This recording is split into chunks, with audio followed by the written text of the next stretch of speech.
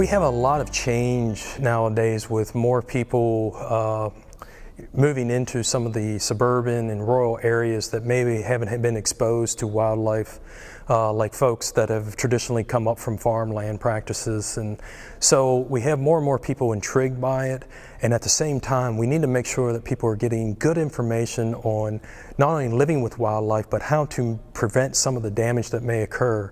And there's a variety of techniques out there, so getting that information out there and providing them the factual information on what's effective and what's legal is very important nowadays.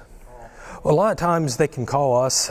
We do have that toll-free number for wildlife services.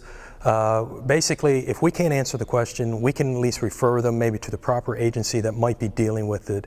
As we've had here today, we've had the DNR here, and they deal with a lot of the deer problems as well as fur bearer species, because that's where their primary management objectives are. If you're dealing with migratory birds or some of these invasive species, maybe wildlife services is the best. But one way or another, we'll work with that. And at the same time, there's also a list of private folks out there who deal with a lot of these things, kind of like termite control companies. These guys deal with vertebrate pest control, and there's a wonderful resource on the South Carolina DNR's website that lists these folks by county, so a lot of times they can go to these professionals for assistance as well.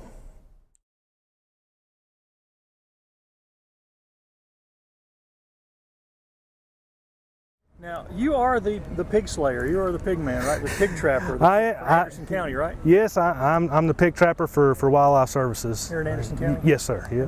How long have you been trapping pigs here in Anderson County? Oh, I've been doing the pig trapping for about 3 years now. How many pigs do you think you've trapped total in 3 years in Anderson County?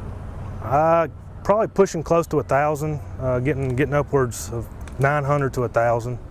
How big a problem is the feral pig population here? It's very big. I mean, it's probably one of the worst places that we've seen as far as agricultural damage. It's probably one of the top places in South Carolina that we're seeing damage. I think it's a huge problem.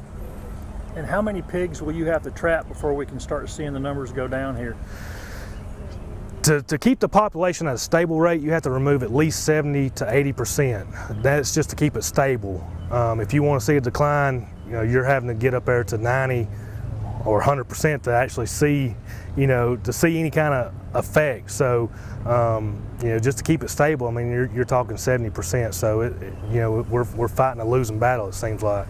What's your goal? What do you think you could get to? I'd like to see it kind of stable, 70%. My goal when I'm trapping is 100%.